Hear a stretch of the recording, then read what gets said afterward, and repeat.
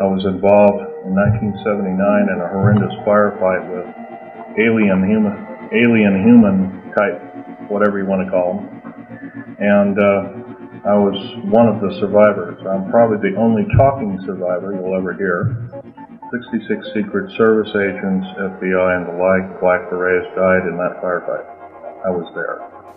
Of all the stories of Dulce Base, one stands out as particularly incredible. In 1979, engineer and geologist Phil Schneider had an encounter that led to physical scarring and the loss of a finger and leg.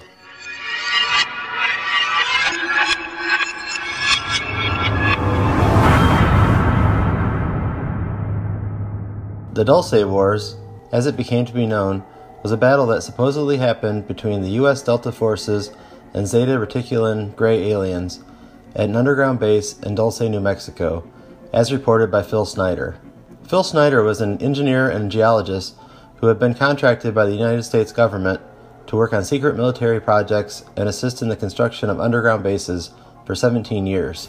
In August of 1979, during some mining exploration, his group discovered a very old cavern system below the Archuleta Mesa in Dulce, New Mexico. It was immediately recognizable as an alien base, and the group was confronted by alien greys. It was at this point that Phil Schneider drew his sidearm and fired on the alien threat, killing 2 of them. The details are light and even more bizarre at this point in the story. The aliens returned fire with a sort of plasma weapon that blew off part of Schneider's hand and leg, and left scorch marks across his chest. The U.S. Delta Forces were sent in to handle the matter, and Schneider, one of 3 survivors of the incident, reports watching the bodies of more than 60 soldiers and scientists being removed from the cavern when the battle was resolved. Following the incident, Schneider remained silent, as he claimed he was legally required. The other 2 survivors were Canadian contractors, whom he claimed were silenced by their country as well.